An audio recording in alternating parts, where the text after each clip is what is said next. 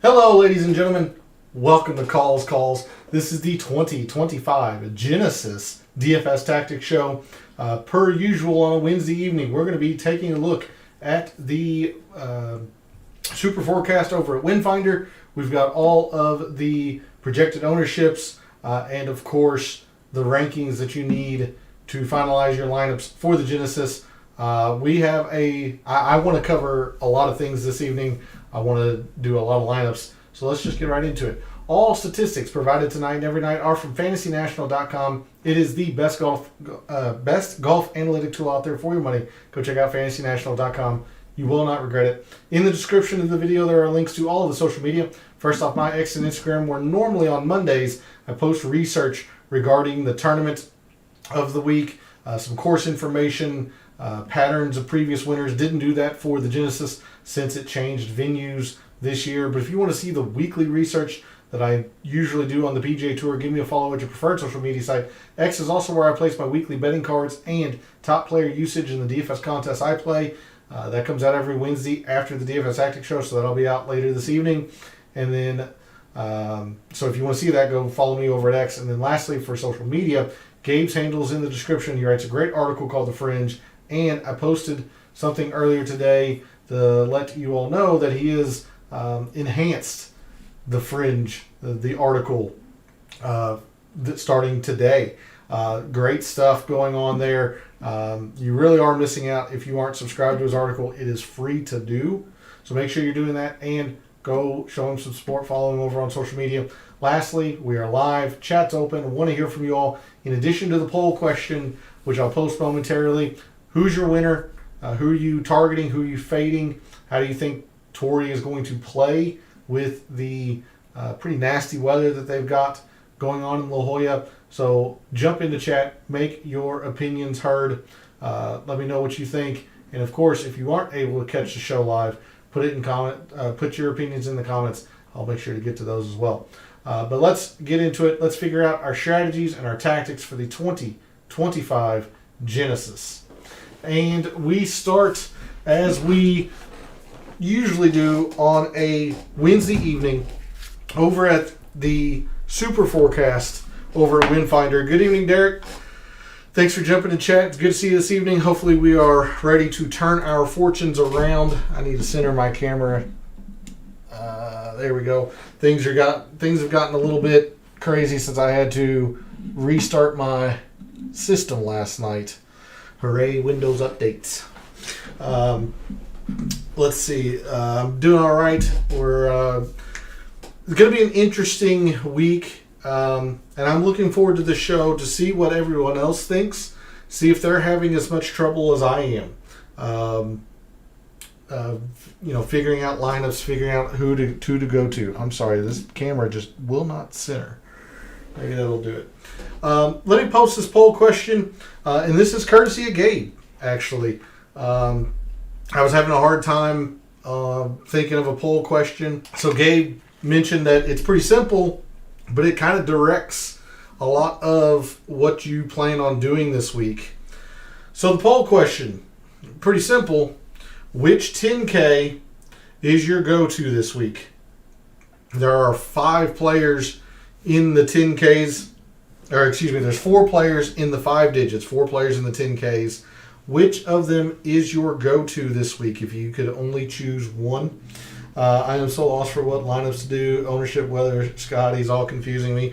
We'll make sure to get into it for sure. But I have a pretty strong opinion on 2 of those 3 things in what I'm doing. Now, whether it's right or not, we'll see come Sunday.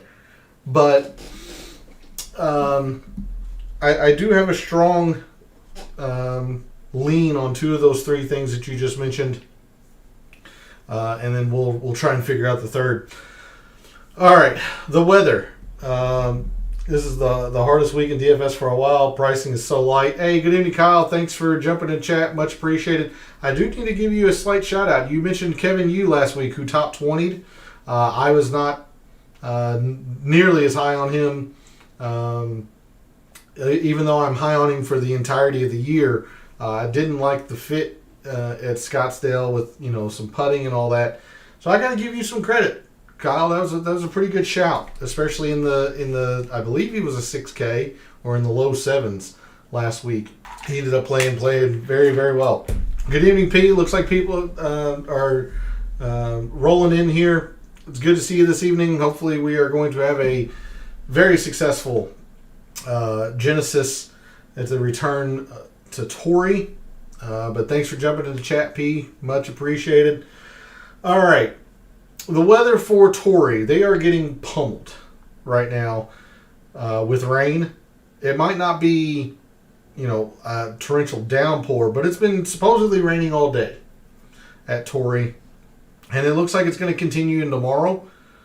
Some spotty showers throughout the day. It's going to be cold, high, in the mid-50s. Two pairing with Chan Kim, so I had a 5 to 6. Hey, you did better than I did last week. I can tell you that much because I was nowhere near correct. Of course, I played 100% Scotty. He finishes with his worst finish in a year and a half. I did not have a single 6 to 6, so it just wasn't a very good week. So we're gonna try to turn it around for the farmers. Wow, for the Genesis. As of right now, I would think that these conditions are probably going to be the same for everybody because the first tee time's at like 9:30 local. By that time, the gusty winds have already supposedly picked up. Now, if you think that the winds hold off a little bit, you could make the argument that the earliest of early tee times has a slight advantage. I don't see that, but I can understand that argument. Friday looks better than it has throughout the week. Does look like we're still going to get some rain, but the winds have died off, and there's nothing on the weekend. There's absolutely no wind on the weekend for the players that make the cut.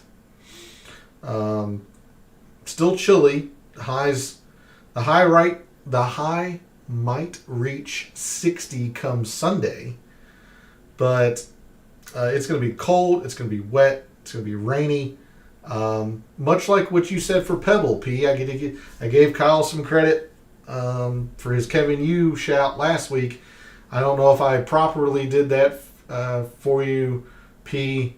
But considering this forecast, it's a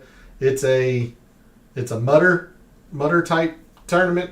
Get your Euros ready. Just say play your dudes. Yep. So I've been in contact with Gabe pretty consistently the past 24 hours. We are of the same mindset that Kyle and Derek seem to be in that this is a pretty challenging DFS slate, considering where the ownerships are. So I would tend to agree with Gabe's sentiment to play your guys.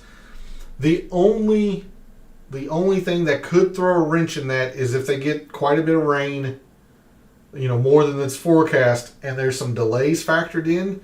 If there are delays, you could see the guys that are teeing off late Friday having a slight advantage, which means probably the earliest Thursday, the latest Friday, just due to the fact that Saturday the wind is supposed to be out of here. And if the tournament is delayed or suspended, for whatever reasons, maybe those players get a slight boost. I'm not factoring it in at all. So I'm with Gabe. Just play your guys. If you're in a very, very tough situation trying to choose between, one or two players, if they have the earliest of early tee times Thursday, you might go with that one. But I would use that as a final tiebreaker. Saw some models saying Friday morning is going to be worse than the afternoon. It's hard to say. All I can do is go by this here on Windfinder. It doesn't seem that way right now. but maybe different weather forecasts have different things. Again, all I can go by is what I see here, and it doesn't show that as of right now. So there's a look at the weather. It's going to be very, very soft. It's going to play very, very long. Torrey Pines is already long. It's going to play extremely long because you're not going to get any rollout this week. And the rough is going to be very dense, very thick, very hard to play out of. So that's the takeaways here with the weather. We'll move to Fantasy National. We're going to do some quick hitting overview here. Let's look at long courses. Again, with that forecast, with all the rain they've gotten, the course is going to be long, and it's going to play long. Your top performers when it's long are on long courses: Rory, Scotty, Pendrith, Matsuyama, Colin Morikawa, Obear, Dietrich, Hindley, Connors, and Homa. I'm not too worried about the wind except for tomorrow and maybe a little bit of Friday. So with that, I'm pretty darn confident this is going to be difficult. Just because of the length, with the lack of rollout, all of the factors there. Your top performers in the field this week when it's been difficult, or in rounds difficult relative to par: Scotty, Rory, Russell Hindley, Obear, Batia, Morikawa, Seabez, Horschel, Adam Scott, Fleetwood, and Novak. All right, I mean, I just want to get into building a bunch of lineups and stuff. So let's go into the mixed condition model that I have made for Torrey Pines this week and the Genesis. We start with 5% off the tee. Even though I was harping on the fact that off the tee as a whole statistic didn't feel like it added much, I still think it's going to play a factor, and mostly in this right here, which we'll get to. So 5% off the tee on long courses. Guys are going to have some carry distance to contend this week, I think, and it's going to be pretty beneficial to be in the fairways, even as narrow as they are. Guys are going to miss fairways, don't get me wrong, but you're going to need to find your Ludwig Obear types, a little foreshadowing, that are long and straight enough to find the fairway, because that rough is going to be really hard to play out of. So 5% off the tee on long courses, 15% approach. I wanted to back this off to 10%, just didn't feel comfortable with it. So 15% in approach, because the reason why I wanted to back it off to 10%, there are 14 metrics that I have put in this mixed condition model. It's one of the biggest models I've ever made, and that's why I have so little percentage in a lot of these things, because I wanted to look at a lot of things. Torrey Pines demands basically all facets of your game to be on point. So this is one of the bigger models I've made. I did stick with 15% approach. Maybe could come down to 10%, but I'm always going to favor the approach players anyway. 15% approach, 5% around the green. I used the filtered long rough.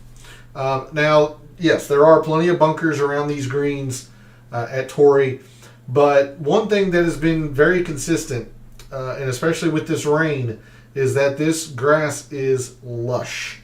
And from what I've heard from people who are actually on site, or secondhand from people on site, is that the closer you get to the hole, the thicker and longer the rough is. So this is generally, it seems like it's set up quite a bit like a major, even though it's not. I don't know how close it plays to the 2021 US Open, but I've gotten a lot of vibes that it is going to play similarly to it. Hey, good evening, Awakened. Thanks for jumping to chat. Much appreciated.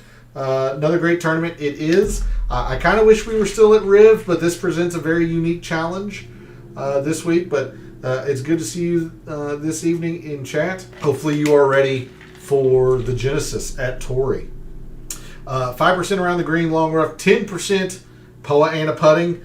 It was a major factor for the farmers. California Poa annua putting is generally just a big deal across all three of those courses, Riv, Pebble, and Torrey. So 10% total putting on Poa annua greens. 10% distance. Look, you're just going to have to hit it. You're going to have to hit it long to compete this week.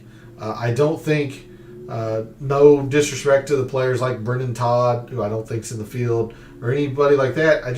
Or Brian Harmon, for example. We talked about Brian Harmon a little bit Monday night in jest. This just does not feel like a good Brian Harmon fit. You're going to have a lot of firepower off the tee, not only to deal with the length of Torrey, but to cut through the wind. Because remember, the Thursday is going to be very breezy, and if you're not able to cut through that wind, it's going to be difficult. It's going to be extra difficult. So 10% driving distance, 5% greens when scoring is difficult. I like to use this metric and filter combination a lot with majors. Hence why I get the feeling that this is a major-esque style event this week. So 5% greens when scoring is difficult. I feel like this is going to be a big factor. I heard Hadwin talking about it, juicing up driving distance and accuracy. Like basically total driving P. I don't hate that at all.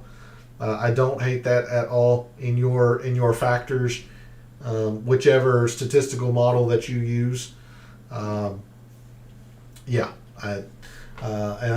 tend to agree, Derek, with the distance. That's why it's one of the. I mean, I've got several things that are at 10%, but it's the second highest in the model behind approach. So I do think distance is going to play a big factor. 5% greens. We had a pretty good discussion about this Monday night. Dabbled with it on Sunday. You don't want to ignore birdies at courses like Torrey or in majors. Pars are great scorers, and even par is going to probably end up being in the top 15 at the end of the week. But if you're wanting to win, you actually do have to make some birdies. Now, it's clearly a backseat to the bogeys, but I didn't want to ignore the birdies. So players who are still able to get low scores when it's difficult, I wanted to have that a little bit in my model. And you'll notice that I don't have any birdies or better. It is just birdies gained because eagles are extremely rare around Torrey Pines South. Now, if we were doing the Farmers, I would do birdies or better because there are a few eagles around the North Course. They're not playing the North Course at all this week. So that's why I'm only looking at birdies. Birdies when it's difficult. 5% there, 10% bogey avoidance for hopefully obvious reasons. This place is difficult. It's very long. Bogeys are going to happen, even from the winners. But the more you're able to salvage your pars, the much better off you'll be by the end of the week.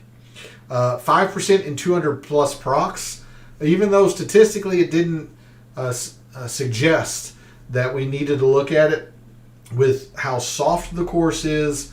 Players are going to be missing fairways, so ball's going to be stopping in the rough. They're not going to get any rollout. I can see a plethora of 200 plus approach shots this week, so I wanted to factor that into my model.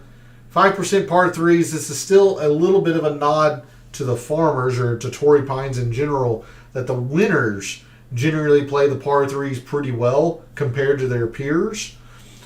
You could argue to remove the par threes. I wouldn't hate it, but I only have it at 5%. 10% on the specific length of par fours, 450 to 500. Now that does ignore a couple of the shorter ones that play under 450. And there's one on the scorecard that measures 500 plus. That is ignoring those par fours, but 70 to 80% of the strokes gained in the par fours around Torrey come in this range. So I wanted to see who plays that range of par fours well. And then 5% each in the length of par fives at Torrey Pines South. There are 2 on the scorecard that measure to this length, 2 on the scorecard that measure to this length. And they generally play roughly the same in terms of importance. If you wanted to be exact, you would put, maybe a little bit extra percentage in the 550 to 600.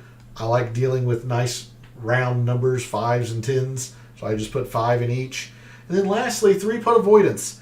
Even though these greens are small, 3-putts happen quite a bit around Torrey because it's Poa annua, bumpy Poa annua, and they're generally pretty fast, although they're probably slowed down quite a bit this week with the rain and the winds. But 3-putts generally do happen quite a bit around Torrey Pines South, so 3-putt avoidance on Poa annua is also a factor. So there's a look at the gargantuan, the monstrosity of a mixed condition model that I've made this week. There were many different directions that you can be pulled, so I try to consolidate it up as much as possible. As far as weaknesses go, if you can always substitute out the filters, like maybe it's driving distance when it's difficult, maybe it's birdies on long courses. Especially in the scoring, I like matching a scoring metric with a scoring filter. As a statistician, I like keeping things consistent, so that's always going to be where I go, unless something just mandates I don't. You can always mess with the filters, but otherwise, like, Torrey demands your entire game be on point from the tee box to on the greens. You have to be good that week at Torrey. So I did not feel comfortable ignoring any of the major strokes gained. Again, if accuracy matters more, I'll just be weak to it, but I just think distance is going to matter more. I think they're both going to matter. I just think distance matters more this week. 200 plus procs, if for whatever reason guys are just laying up on the par 5s, then I'll be weak, and then you would want to look at some wedge proximities, but I just don't foresee that happening. If the par 3s don't matter, or if any specific range of par 4 matters other than this one, it's where I'll be weak. But otherwise, this felt like a major, and I went back and looked at some of my more successful models how I did in majors, and they're large, they're big. Like I said, 14 metrics this week. All right, don't forget, if you are watching the show live, I would encourage you to fill out or select your answer for the poll question, and we'll get into that or at least I'll give my answer at the end of the show. Let's go to Microsoft Excel, the reveal of my rankings for the Genesis this week, and that is sorted on the price board. My apologies. So let me sort this very quickly on column C. My rankings for the Genesis this week at Torrey. And as a reminder for returning viewers, for your information if you're a new viewer, my rankings are based on 3 criteria. The FNGC rank, which is a straight numerical ranking based on the mixed condition model we just covered, the metrics and percentages that go into that. Fantasy National will spit out a ranking. Course value is an attempt at giving a player a numerical value at how well they've played that course in the past 5 years. Now with Riv, with the Genesis, normally we'd be at Riv. This is performance at the Farmers. So do note that there is a little bit of North Course data in here. I couldn't extrapolate or take out the North Course performance easily on players' prior performance at the Farmers. So this is course value at Torrey Pines. It does include a little bit of Torrey Pines North. I'm just being honest with you. But generally speaking, how well they have played Torrey Pines in the past 5 years, the lower the number, the better. And we are playing DFS. Projected ownerships matter. We're trying to find unique options against our fellow contestants. So projected ownership is a factor into my rankings, and these are from Fantasy National. I want to run Scotty and Rory lineups. They are so chalky. And you're also digging into the 6s a lot by doing that. So, I mean, we might, if we have time, I might try to make one for you. It's not where I'm going. I'll just say that, Derek. My rankings for the Genesis this week. Hideki is my number one player. He's getting helped by the fact that he is quite a pivot, or at least he's less chalky than a lot of the other top tier options. But he's played well around Torrey Pines. Hideki, my number one player. Rory, second. Matt McNeely, third. Adam Scott and Ludwig Aubert round out my top 5. Batia, Justin Thomas, Taylor Pendrith, Sam Stevens, and Jason Day round out my top 10. Sam Stevens still might be a little bit of a surprise, but he's been so very good early on in 2025, and he's been fantastic around Torrey in 3 tries. So I'm not surprised at the fact that he jumps up higher in my rankings. It might be a shock to see 7,600 Sam Stevens in the top 10 of this loaded field. Scotty falling, it's mainly because you see by the metrics, like purely by the numbers, he is number 1. He's been pretty mediocre at Torrey. It's only 2 times, but he's been pretty mediocre, and he's still getting a lot of ownership. Rory falls just because he's the most popular player on the slate at the moment.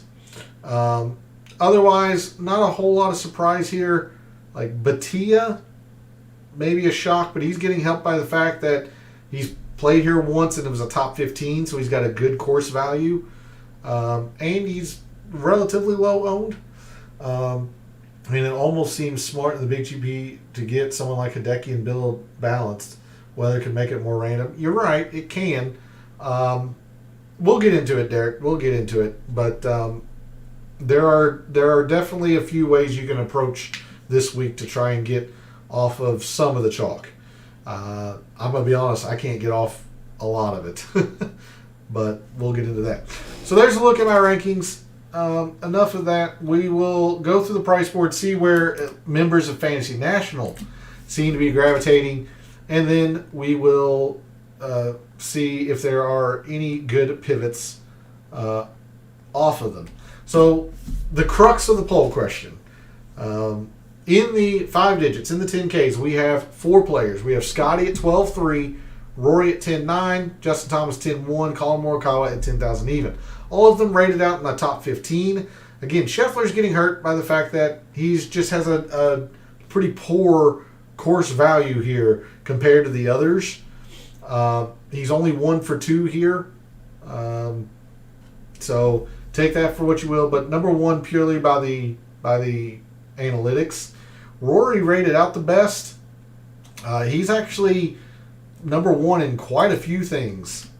Driving distance with Scheffler, at least on long courses, Scheffler is middle of the pack. Rory's number 1. Rory's been avoiding bogeys when it's been difficult off the tee, and his around the green game is solid. So Rory's only played here once, much like Batia, who we were talking about. So I wouldn't get carried away with this course value too much. It's only 1 time. Now Justin Thomas has been pretty good here in multiple tries. In the 5 digits, I am mainly focused on 1 player, and I'm basically avoiding the other 3. Tom Kim with such low ownership, he's gained distance and been playing well. Yeah, we'll get to him, but this isn't a good fit for Tom, I don't think. In the 5 digits, I've been focused on Rory.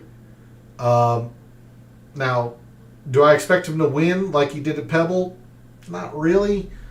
But I am more confident in Rory than I am in Scotty this week.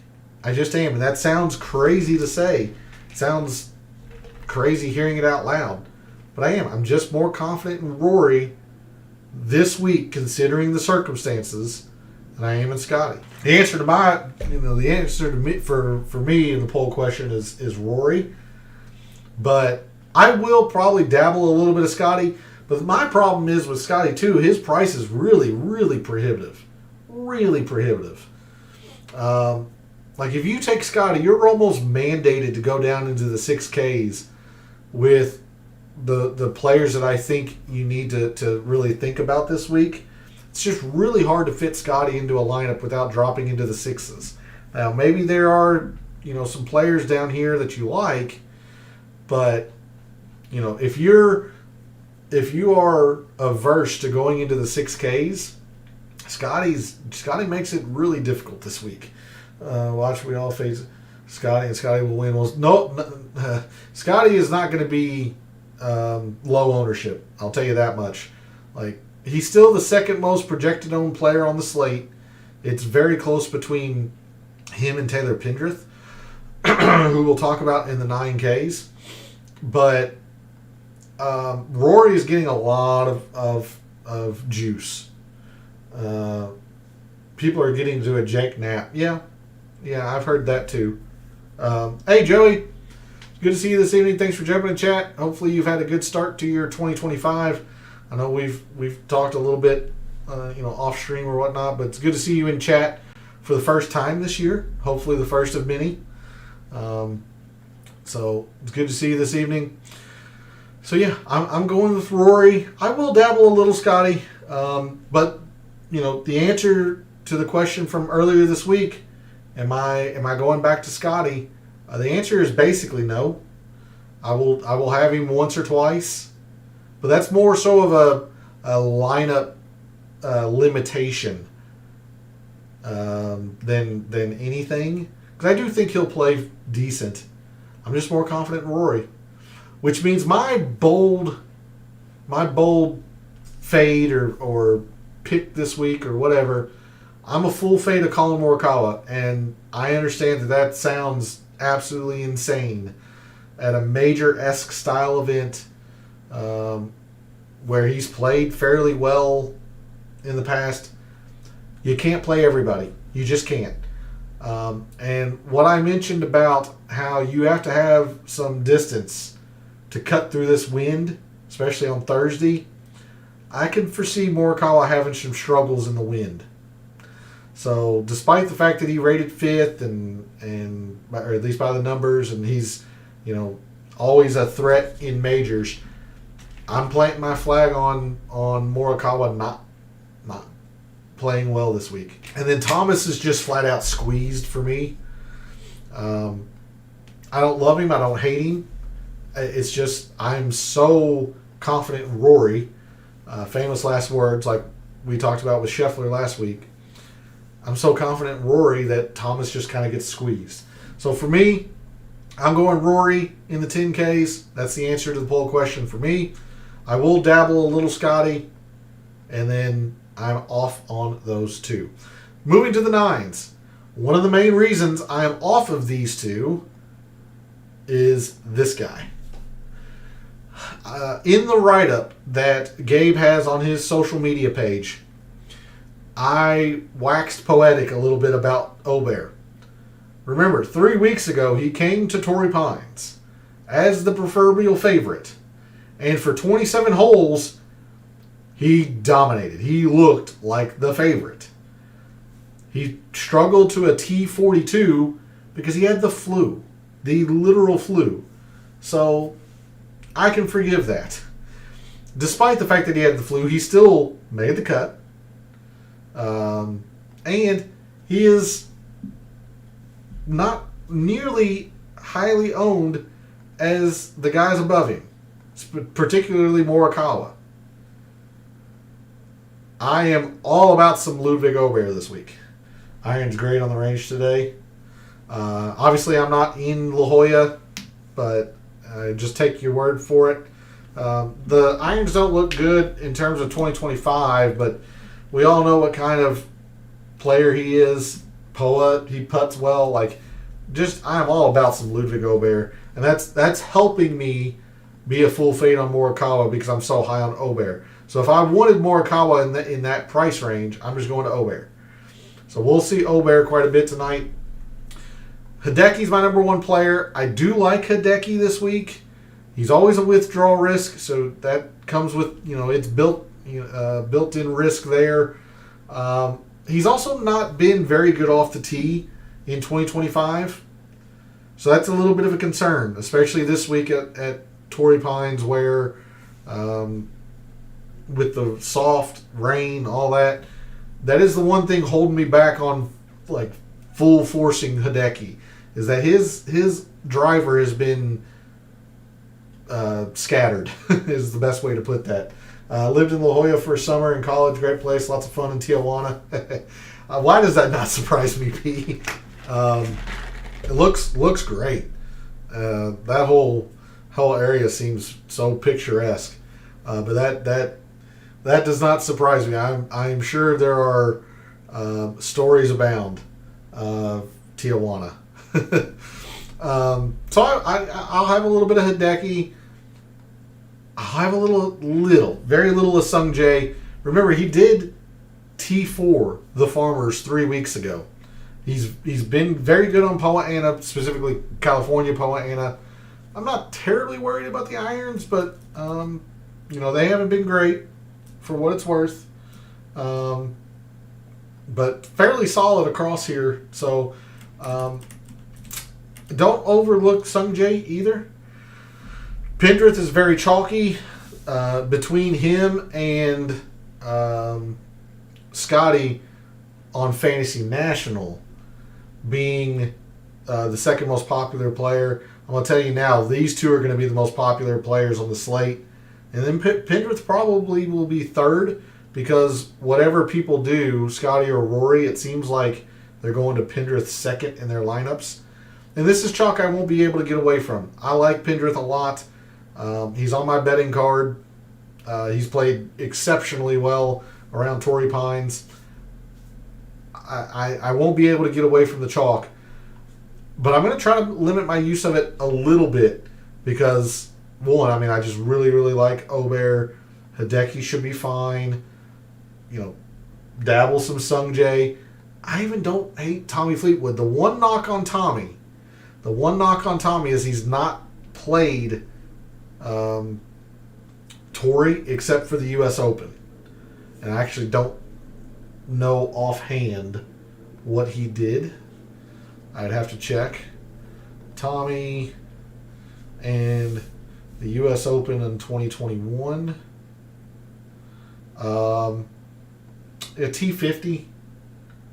So not great. He has putt Poa Annua, California Poa Annua pretty well.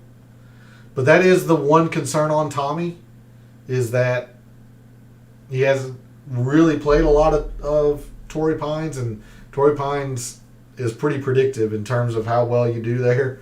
So that's a little bit of an issue, I would think. But the weather should fit Tommy and really a lot of the Euros. So little good, little bad. In the nines, I'm all about some Aubert. I'm going to be 70, 80% Aubert. I really like him this week. I'll sprinkle some Hideki. I'll sprinkle some Sung Jae. I really like Taylor Pendrith, but that's a lot of ownership. I'll have Tommy a time or two. And Cantley is kind of interesting, but I just don't know where his game is. He hadn't been good here in a couple tries. He's been hit and miss, Jekyll and Hyde. So I'm staying away from Cantley because I don't have a good feel for him. Moving into the eights, you mentioned Tom Kim. This just does not feel like a good Tom Kim fit. Yes, he has picked up some distance, Derek. You're right in that. He does not putt Poa generally very well. He's also not avoided bogeys when it's difficult. He's generally better as a birdie getter. Even when it's difficult, he can get some birdies. But he struggles to salvage his pars a lot of times.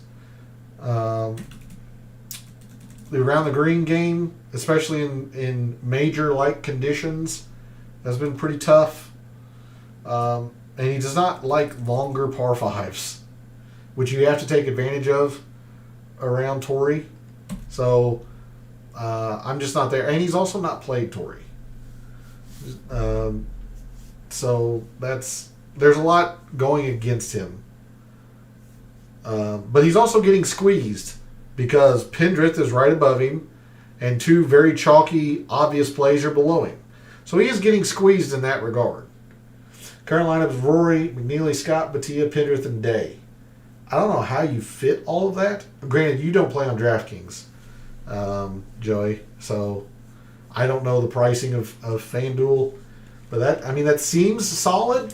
It's pretty chalky, but seems solid. Talking about two obvious plays, Shane Lowry, like you mentioned, P, at Pebble, rain, wind, nasty conditions, open championship-like conditions. You got to think about Shane Lowry. He's not been great around Torrey, but it's nastier the weather, the nastier Shane Lowry gets, and nastier in a good way. So I do like Shane Lowry this week based on the forecast for La Jolla. J-Day's been so very good around Torrey that it just makes a lot of sense. I'm going to have plenty of these two as well. They're not exactly chalky, but they're not unique either. They're chalky for their area, for the price board, other than Pendrith. So, I don't know. I like them. We'll see how much I have of them later. Poor weather fits magic. Normally, yes, but the thing with Fitzpatrick, his irons have been literal dog shit. They've been so bad in 2025, P.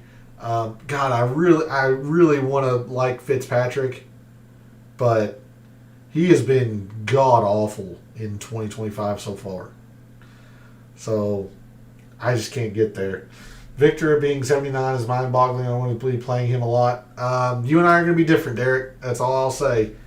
We're going to be different. We'll talk about it when we get to the sevens. So I like these two. Spieth, proved me wrong last week. Played extremely well in Scottsdale. I'm still staying away. No thanks. Burns is intriguing. Very low ownership. He is quite the pivot in the eights. I don't know. Something just makes me a little gun shy about Sam Burns. But if you've got the gumption to pivot to him, who's always a good putter, could pay off. Hey Joe, thanks for jumping in chat. Much appreciated. Good to see you this evening. Hopefully you're ready for the Genesis at Torrey. It's good to see you this evening. Got a full house. I love it. We'll get into some lineups here soon. Just kind of trying to get through the rest of the price board. So Sam Burns, as much as I'm going to pat myself on the back for the Højgaard shout last week, I'm going to stay away this week.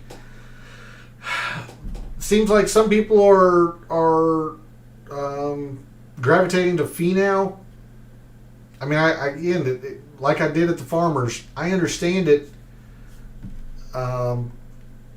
but he's just not good on Poa. Despite the fact that he plays the Farmers, plays Torrey extremely well, he just does not putt well here.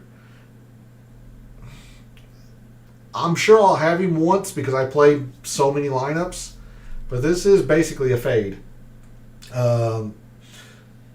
Yeah. And last name I want to throw at you in the eights. Look, he rated DFL for me. 72nd out of 72 players. But I'm telling you, do not overlook Bobby Mack. Let me bring up Fantasy National just very, very quickly. He did not play. He's getting hurt a lot by the fact that he missed the cut at the Farmers. This vision will be skewed, but dang it. I wanted to try to hit that before. So, Bobby Mack, this 286. 286. That's horrible. That's horrendous. Well, he's only played the Farmers once. I gotta zoom out. He's only played the Farmers once. So, don't get carried away with it. And I'll try to swivel out of the way as much as I can here. He actually gained ball striking. He lost 7 on the greens. Like, I talk about it all the time. You can't expect players to gain, 6, 7 when they win tournaments or do well in tournaments. You also don't expect them to lose 7 all the time. And I also want you to note his form coming into the Farmers last year. Sony, middling. Amex, missed the cut. Farmers missed the cut. He even missed the cut at the Waste Management. Okay? So he's not in form. He was not in good form at all. Now, take a look. Top 15, the Century. Top 10, the Waste Management. His off-the-tee game is on fire right now. He's in good form. And he loves it when it's difficult. He loves it when it's windy. Seems like a pretty good setup for Bobby Mack as of right now. Now, the weekend is supposed to get much calmer in terms of wind. But, Thursday and Friday, that seems like Bobby Mack's time to shine. So I wanted to make you, as the viewer, aware that even though he rated literally DFL for me, do not overlook Bobby Mack this week. So there's a look at the 8s. I'm going to try to skip, or not skip, but quickly run through the 7s and the 6s because I do want to make quite a few lineups since this DFS slate is really, really challenging. In the upper 7s, you mentioned Victor Hovland. I'm not there. Don't get carried away. This was, he finished, I think, second here a couple of years ago. He's not very unique, at least according to Fantasy National. I don't believe he's back yet. I just don't. If you do, Derek, then okay. Most important opinion is yours. But he is the worst around the green player in this field, particularly with long rough. And despite his prodigious length, he's one of the worst at these long par 5s, which you have to take advantage of here. So I'm just not a believer in Victor. I wasn't a big believer in Will Zalatoris. Gabe is very high on Zalatoris, so I might play him once because of that. But I wasn't there. I'm not as high on McNeely either, even though he rated 3rd. This is more the fact that he has played the Farmers really, really well. California guy. He's in better form than, years prior, but struggles to avoid bogeys despite the fact that he's a good putter. So that's really concerning for me. He has a lot of stats going for him. I don't know, it's just kind of a gut feeling. I'm sure I'll have him, but I'm not nearly as high on McNeely as this, 3rd in the rankings would suggest. Instead, I'm going to Minwoo Lee. I like Minwoo quite a bit. 2nd in distance in this field. The irons are in play. He has trouble avoiding bogeys as well, but, off the tee prowess, like he's just in really good form. He also devours these lengths, the par 5s, particularly the 500 to 550, the 550 to 600s. So I like Minwoo. He's not as unique as I was hoping, but I do like him. And don't overlook Keegan. Look, I tend to fade Keegan a lot, but in this field, I could see him getting squeezed. Ben On looks to be the absolute cartwheel pivot of the upper 7s. I could see Keegan getting squeezed. And look, he doesn't have a lot of distance. It's not a sexy name.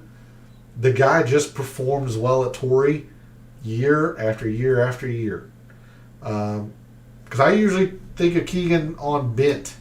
And in fact, look at his putter on California POA. It's not great, but there's no denying the fact that he has just been very solid around Torrey. Moving into the mid 7s, look, I'm going to go to the well until the well. I'll probably go to the well when it's dry, even. But I'm going to keep playing Sam Stevens. It's going to bite me eventually one week. I know it will, and it very well could be this week. But he is 3 for 3 with 3 great finishes at Torrey. Most recently, the runner-up 3 weeks ago. If he hadn't have dunked it in the water on 18, he might have had the outright for me. I'm going to go back to the well. Putts Poa, amazing. The one concern is he'd lost, I think, 4 or 4.5 with the irons last week at Waste Management. I'm hoping that's just a blip in the just a bad week, as opposed to a sign of things to come. If you are off Sam Stevens, I get it. I understand. I wouldn't blame you. But I can't ignore this. The fact that he's played so well here. The distance is good. Like, I'll ride or die with Sam Stevens, I guess. I don't mind Harris English. I don't expect him to win like Torrey twice in a year, but at 6%, Harris English and players of his kind, the steady, consistent, keeps the ball in front of them type players, they're okay, and English doesn't get enough credit for he's actually middle of the pack in terms of distance. He's not Rory or Ludwig or anything like that, but he's not Brendan Todd either. Like, he can move it if he needs to. So I don't hate English. As I mentioned, there's a lot of chalk here that I wish I could get off. Adam Scott and chalky never works out.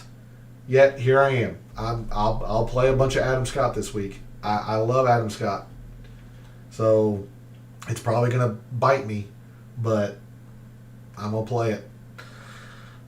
Just look at that ownership, though. It is egregious. It's a lot. Moving into the low sevens. Again, somebody that I wasn't necessarily really high on, but Gabe is very high on, is Wyndham Clark. I guess I understand it. 7,300 for a former major champion and someone who hits it a mile and is decent on POA. Like, I understand it, but that's quite a bit of ownership. He hasn't been in great form lately. Yeah. If I'm in the low sevens, which I'm not very often, it's Batia, which shocks me, but I am. I'm at Batia. He's actually put Poa Anna pretty well. He's longer than this. I'm surprised to see this number be so low in this field, but it is what it is. So I'm going to go to Batia in the low sevens if I'm there. All right, quickly, in the sixes, I'm actually not in the sixes a whole lot. Maybe, 1 or 2 players, which is also another reason why I'm not playing a whole lot of Scotty, because there wasn't a lot in the sixes that I liked. Gary Woodland's the chalk I'm going to eat. I mean, that's a whole lot of chalk. You see 17.5% projected per Fantasy National. So, this probably comes in around 10 to 12%, which for a 6K is a lot. I understand it. I have him in the write-up over on Gabe's social media handle and on his X page. Like, I wrote about Gary Woodland. I like Gary Woodland. This ownership is horrendous. So I'm going to try to limit my use of him. But, I mean, the irons are great right now. He's always had plenty of distance. Like, I understand exactly why. It's just a lot of chalk to eat. So let me give you 2 names in the 6Ks to get off of the chalk.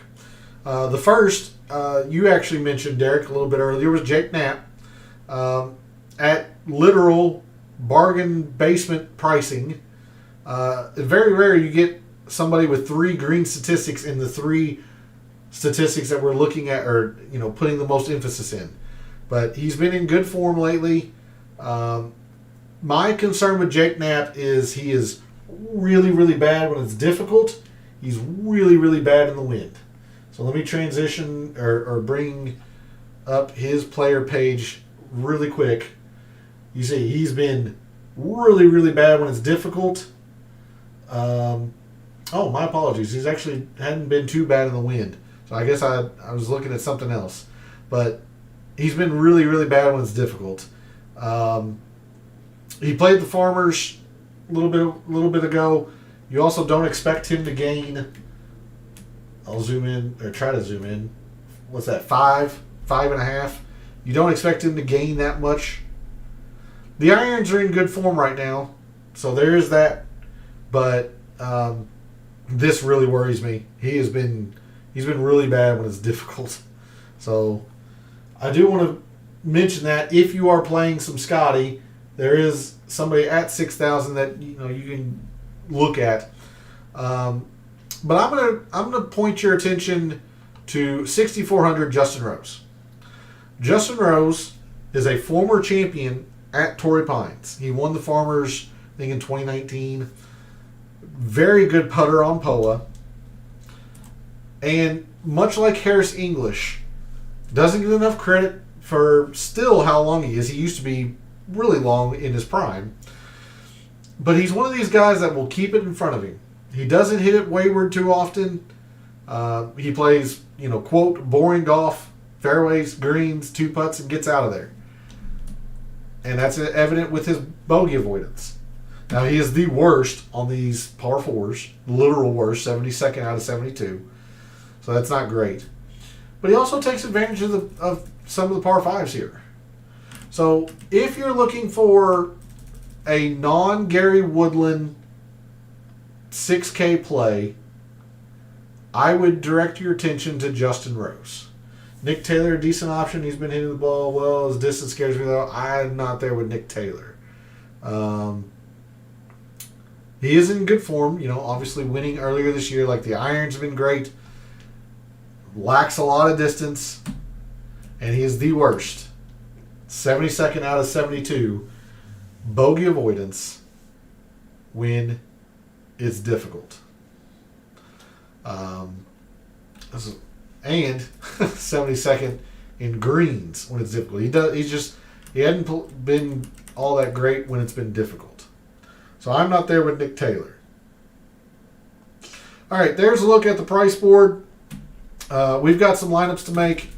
So I'm going to get through this here really quickly. Keep those questions coming in. I apologize if I don't get to all of them. I try to keep this show at an hour, and we're already pushing that time.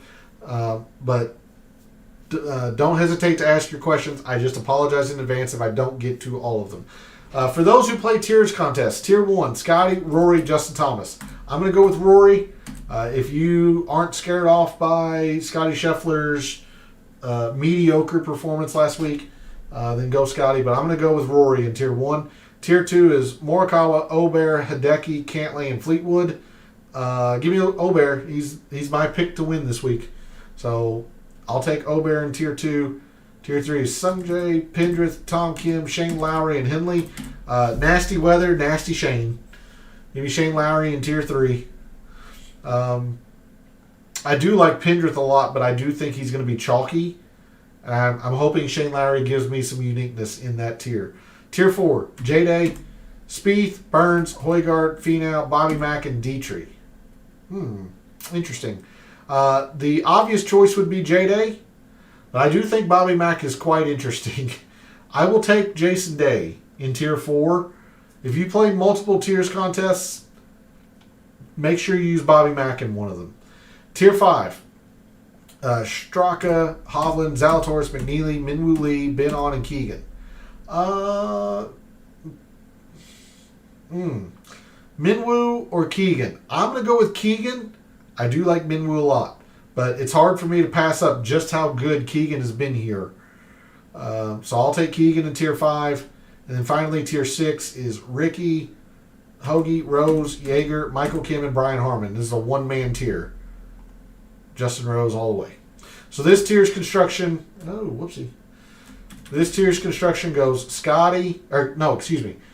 This tier's construction goes Tier 1, Rory. Tier 2, Obear. Tier 3 is Lowry. Tier 4 is Jason Day. Tier 5, Keegan. Tier 6, Rose. All right, let's start making some lineups. We'll start with the chalky lineups that we can expect in these big GPPs, and then we'll move to some ways we can pivot around it. Also, we do have the pick selection. Gabe has taken a fairly commanding lead after 2 dismal weeks by me. So I'm going to try and close that gap this week. But stay tuned for our pick selections. That's at the end of the show. All right. If you think your fellow contestants are going Scotty, I don't think it's possible for them not to go into the 6Ks. And right now, it's Gary Woodland. Berger's also getting a lot of interest per Fantasy National at 13.5, but I'm just going to use Woodland. And then coming up, like Wyndham Clark, probably in this as well. Adam Scott. Actually, this might be Adam Scott. Yeah. And then, well, it actually might be Wyndham and Scott if they're trying to save a little bit. Because I don't think anybody going to Scotty can build a 9K. Like if they go Taylor Pendrith, like it's almost prohibitive. Like they would have to go Batia. So instead, they're doing something like Finau and Hovland. This is leaving a couple hundred on the table, but like close to 100% in terms of projected ownership. Like this is what a Scotty lineup is going to look like, I would think. I would be very hard pressed to believe that our fellow contestants can fit Scotty and a 9K. If they do, they're being really unique by doing double sixes. And I try not to build lineups like that for the general public because most of the general public is pretty averse to double 6Ks. So there's one. That's one lineup, a Scotty lineup. The most chalky lineup, however, is Rory, Pendrith. Then they were coming down to, I think, Zalatoris. Woodland's definitely in this. Akshay might be their bottom. Adam Scott. And 76 is Stevens. So you might be able to squeeze in like more. There might be another chalky player in here. Maybe instead of Zalatoris, it's Hovland. Yeah, Victor actually gets them to like 100%, close to it. Victor / Will Zalatoris. Maybe Sam Stevens becomes Wyndham Clark. That gets them over the 100% mark. But this is going to be your most chalky lineup looking. Rory plus Pendrith, or maybe Rory Lowry, Rory Sungjae maybe. And again, they have the option to go into the 6Ks, but generally I try to keep the general public out of that unless it's real obvious for like a Gary Woodland.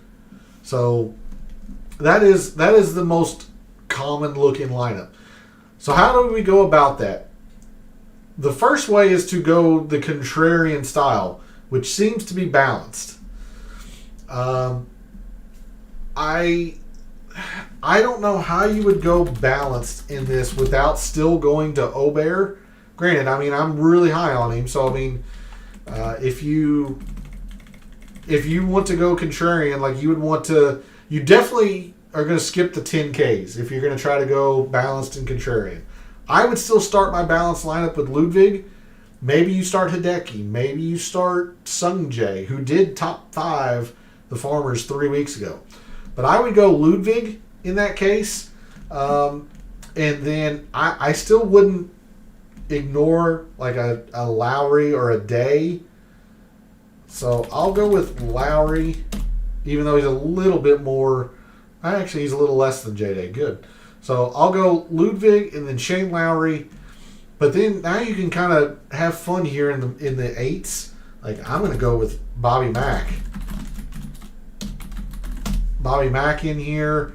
Like for you, Derek, this would be Victor Hovland. I'm not there. Instead, I would go with Minwoo Lee, Keegan, and probably like you can afford to probably take an Adam Scott. Like 81.5 looks bad, but remember this is a limited field. we were seeing cumulative ownerships in the 100% range in those chalky lineups. Like, you're actually pretty unique here. You might get duplicated a little bit in your big GPPs, but you're able to take one of the tournament favorites, my pick this week, Lowry, who, if the forecast holds, this is right up Shane Lowry's alley. Bobby Mack's a bit speculative, but he's coming in good form. Adam Scott is everybody's on Adam Scott, so you won't be the only one if he doesn't play well. Keegan's been so very good here. Like, this is a lineup. This is a balanced lineup that has some meat on it, I think. The other way to go about it, the way I've been doing it mostly, I've been getting greedy. I've been going Rory and Ludwig. Now, your mileage may differ. Maybe you're going Rory Collin. Maybe you're going Justin Thomas and Obear. I wouldn't sleep on Hideki. Maybe Hideki's a part of this. But I've been getting quite a bit greedy up top because I feel like I can find the uniqueness here with Justin Rose. I've been dabbling a little bit of Austin Eckroat as well. Yes, I'll have, a lineup or two of Gary Woodland, but I'm not going to have him a whole lot because he's so very popular. I've been going with Justin Rose. And that gives me a whole lot of savings right there, where these three players just so happen to fall in the range of players that I am all about this week. English, Scott. I'll dabble some Wyndham Clark because Gabe is so very high on him. Batia, like pick three. Like, you can go Minwoo Lee, Keegan, Sam Stevens. Like me, I'm going to ride or die with Sam Stevens, so I'll go Stevens. Probably Adam Scott. Yeah, this is enough for Minwoo. Like, it's a little bit higher on the ownership, but I'm basically in a 1v1 or a 2v2 with Justin Rose, who I'm pretty confident in this week. Hey, good evening, Gabe. Thanks for jumping in chat. First time you've been able to jump into chat to start the year. We're getting ready to go to the pick selection. So for those of you who don't know, Gabe is the one that I work with pretty closely. We're getting ready to go to our pick selection. Do make sure you are subscribed to his article. He did some enhancements today to it. A lot of good stuff over there. I really can't recommend it enough. So these are the kind of lineups mostly that I've been trying to combat all of that chalk with. Like I said, I'll dabble Scotty once or twice. I just hate the lineups with him because you're forced into the 6Ks. Like, you're not forced into the 6Ks with Rory. Hey, good evening, Phil. Thanks for jumping in chat. Much appreciated. Really a full house tonight. Like, just very quickly, because I know we're pushing a little bit over time, but feel free to keep those questions coming. Like, you don't have to go into the 6Ks if you're going with a Rory. Do I have Spieth? No. Spieth proved me wrong last week. I was dead wrong on Spieth last week. I'll admit it. I'll be dead wrong again on Spieth. I just show me sustained success versus a pop one time at the Waste Management. But here, just really quickly, trying to show that you don't have to go into the 6Ks with Rory or Thomas or Morikawa. You bottom at Batia. Wyndham Clark would be fairly chalky around here. So instead, I'm going to go with Harris English. Again, you're not picking him to win. He's just going to keep it in front of him. Get his top 20 at 6%. That's going to be just fine in your lineups. Again, I'm going to ride Sam Stevens until the well dries up. Maybe you like a Matt McNeely. Keegan's been great here. And now you're up here in the 8s. Maybe you have a Jordan. You can take a chance on a Jordan Spieth here, Derek. I'm not going to do it, but for me, this would probably be like a Lowry. You could also do Bobby Mack. Thomas Dietrich. Again, he won last week, so you don't expect him. I'll count English as a Euro. Yeah, that could work. If you go Thomas Dietrich, you have 8,700. Jason Day, who's been fantastic around around Torrey.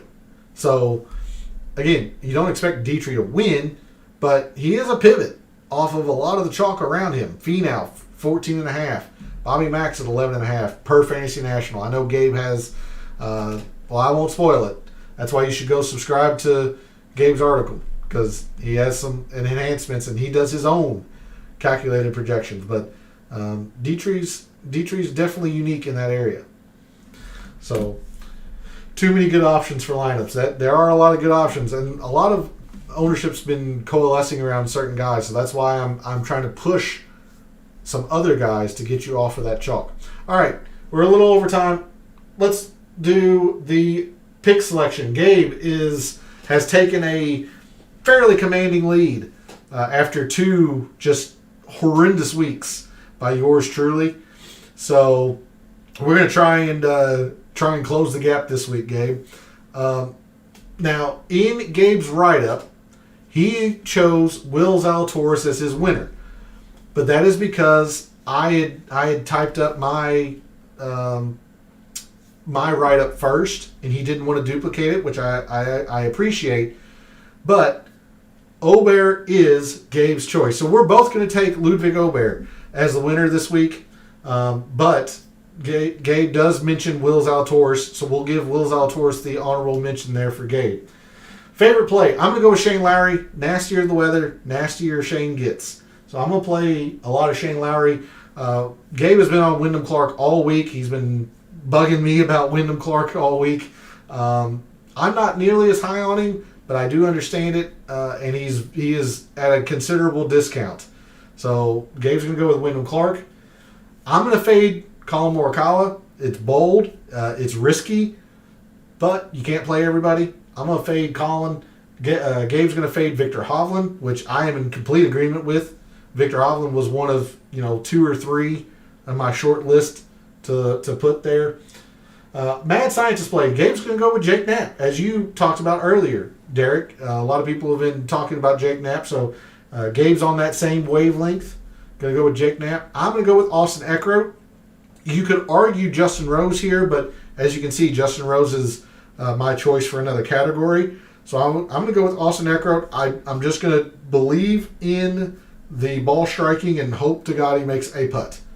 A la Kevin Yu last week. Again, subtle shout there to Kyle. Our fear of missing out, our FOMO. I'm going to take a little bit of credit here. Gabe's going to go with Bobby Mack. I turned him on to or put Bobby Mack on his radar. I do think this sets up pretty well for Bobby Mack this week. So Gabe's going to go with Bobby Mack on a FOMO after hearing myself and others talk about Bobby Mack this week. I'm going to go with Gary Woodland for the fact that I hate the ownership. I loathe seeing a 6K play get that much ownership. There's no denying how good a form he's in right now. So that's why he's my fear of missing out, is that I don't want to play him, but I'm going to because he's in good form and he fits a lot of lineups being a 6K guy. So Gary Woodland's my FOMO. Finally, our wild card category, the one that changes every week. Gabe came up with top Farmers bounce back. So somebody who really disappointed at the Farmers and thinks will play much better this week for the Genesis. He's going to go with Tony Finau. Makes a lot of sense. After his miscut, and he really shattered a lot of lineups during the Farmers. Fortunately, he didn't shatter mine. That was one reason why the Farmers was pretty good for me. So I stayed away from Finau. So Gabe's thinking Finau's going to bounce back. I'm going to go with Justin Rose, who a lot of people don't realize played the Farmers 3 weeks ago. He also missed the cut. I'm really high on Justin Rose this week in a very difficult setting. I don't think he's going to take himself out of play. Famous last words, clip it for next week when he shoots 11 billion. But I'm going to go with Justin Rose. As far as my top Farmers bounce back, Justin Rose technically would be my Mad Scientist play since he is low-owned 6K. But I just wanted to give you 2 different answers for those categories. There's our pick selection. Again, jump into the comments and go into Gabe's social media page. If you haven't followed him over on social media, you ought to be doing that. And play along with us over there. Put your thoughts into the categories. who you would take in this regard. So the poll question for the evening, if it isn't obvious already, my choice is going to be Rory. Rory is my go-to 10K this week, but it's pretty evenly split among the community here. Colin Morikawa is our winner or our leader with 36%. Scotty and Rory are tied at 27%, and then Justin Thomas is at 9%. But I've got so very many people to thank here. I need to thank Derek, Kyle, P, Awaken, Joey, Joe, and Gabe and Phil for jumping into chat. Full house this evening. I love it. Very, very appreciative to all of you who have supported the channel. And thanks to everyone else out there who tunes in, watches, listens, supports the channel by liking the videos, commenting, and subscribing. I always appreciate it. Love what I do. Taking a very in-depth look at golf statistics, giving you a statistician's view of what he sees, trying to help us all win a little bit of money in the process. Some weeks are better than others. We're going to try to right the ship after 2 bad weeks for the Genesis, and where I last had success in 2025 at Torrey Pines. I'll be over in Gabe's Substack chat here momentarily to continue the DFS talk over there. Again, his article is free to subscribe to. Make sure you're doing that if you haven't already. Thanks again for all the support, for all the wagers you've made this week for the Genesis, for all of the DFS contests you play this week for the Genesis. For this weekend and every weekend, may all your bets be profitable.